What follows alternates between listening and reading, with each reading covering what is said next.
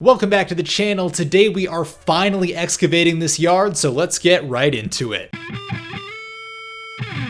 Alright, since the last episode, the excavation got delayed by about 2 weeks, which isn't a huge deal. In that time, the only thing that's really changed is that we took some of the dirt here while we still have it, and I used it to fill in all of the holes here on the low side of my yard, because these are where we took out all those trees and all those roots. Basically, I didn't want to pay money to get the whole yard excavated, and then have to pay more money to bring dirt in to fill these holes after. That just didn't make sense, so I'm doing it now. But with that, the only thing left to do was pay the excavation company. We had an agreed upon price of $3,500, so I went and cleaned out my bank account. I asked the bank if they had limits for large withdrawals. I told them the amount that I'm taking out, and they laughed at me, saying that that was not a large withdrawal at all by their standards, and made me feel really bad about myself. Now I was working through the day of the excavation, so I don't have footage of the entire day. I also didn't feel comfortable doing this all day, but as you'll see shortly, they accomplished more in about 4 or 5 hours than I could in the last 4 years. I think they filled at least 3 or 4 of these dump trucks, and then per my request, they also cleaned up a bunch of the concrete with a nice large saw. So with that, let's finally check out these results after 4 years of thinking that I could tackle this on my own. As a quick reminder, this is what it looked like prior to the excavation, and then here's after.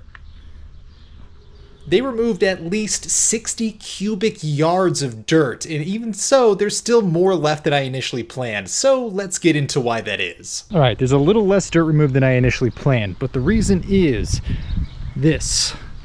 This is rock ledge, which means it's basically like natural underground cliff. Yeah, so not only did they hit it here, they hit it pretty much the whole way back as well, and it goes up roughly a foot or two back there, so I didn't want to have like a bunch of weird half steps. I only want to do 2 levels, so a level up there for the top and then one down here. So for that reason, I told them, if we already hit ledge here, we don't know what's in the middle, just leave that there. We already have the foundation. We'll do the first step up a few feet there.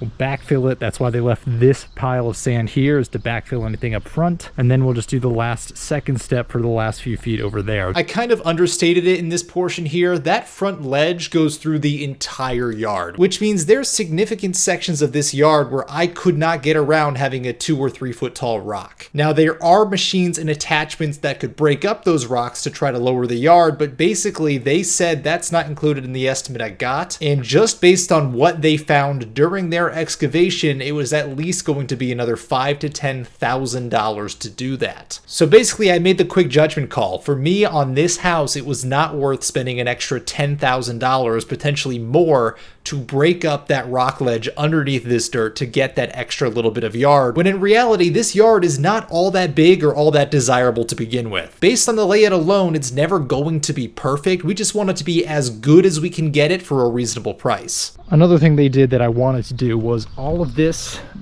big concrete block here in the front that went way over, they cut all of that out as well. So just to rent the saw that could do this for a day was something like $250. So I was very happy that they were able to do that as just part of this general cleanup. Now they did offer as well to kind of gradient that down so I wouldn't have to do a second retaining wall, and they were pretty confident that that would hold, but I don't think that would look as good visually, and it would also take away the flat area of the yard on top, which means I would have less usable yard space, which was the whole point of me spending this money. Now this wall looks really, really bad, but surprisingly, this is just exactly how it looked before. We just have almost like a straight reference line to go off of now. This wall was ready to fall over. They could pretty much push it. That one was fairly stable. Oh, and remember that devil of a thorn bush that I had in the back corner that I referred to as the Rasputin of plants? Here's some of the roots. Even the excavator could not rip this thing from the earth because these roots went so frickin' deep. That made me feel a little bit more validated about my failures with a shovel, but also more frustrated that this thing was still alive. But don't worry, we will still see more of this thing in a future episode. But overall, this already looks a heck of a lot more open than it did before. So next project is going to be getting the new retaining wall added. So let's jump forward about 2 weeks. Well, you'll notice there was not a whole lot of progress other than the rain helping to self-level a little bit of the yard. The big reason for the lack of progress is I could not get the materials that I was counting on. The railroad ties that I was going to use, they would not hold the materials for me, and I couldn't put a deposit down. When the excavation was delayed by about 2 weeks, weeks, they sold out about a week before I was going to order the materials. And I didn't find that out until after the excavation was done and I went to call them back to get the materials ordered. So I had to go back to the drawing board for a decision. The concrete and cinder block wall was going to be in the low $2,000 range, whereas a lumber retaining wall using 6x6s was going to be closer to $4,500, but a lot less stress on my body. I was banking on those railroad ties, and once they sold out, they are gone. They do not restock for the rest of the summer, and it's kind of luck of the draw on if they'll ever be available again. Problem number two is that even when I was pricing lumber 6x6s, even when I found places that had the 6x6s, they either didn't have enough or they didn't want to sell one person all of the stock that they had because this was during the COVID wood shortages. So basically, despite being over my budget, I also physically could not get enough material to do this wall in one go. But after 2 weeks of researching, I was finally able to find a local lumberyard that was able to support. They had rough cut 6x6s explicitly for this purpose, and while it is cheaper than what I was going to buy at something like Home Depot or Lowe's, it is still more expensive than I was originally planning. Just for the lumber alone, it was going to be a little bit north of $3,000, which is about $500 or $600 more than I was expecting it to be. But that was still the best option at this point, so I went ahead and ordered those, draining my bank account for a second time. But fortunately, there was one thing that progressed in the last 2 weeks, and that was this stupid thorn bush regrowing. I'm not making this up, the roots literally started growing branches. But that'll do it for this episode. I want to thank you guys for watching, and we will resume next time when we finally have materials, including hopefully some more powerful shrub poison, because oh my god, this plant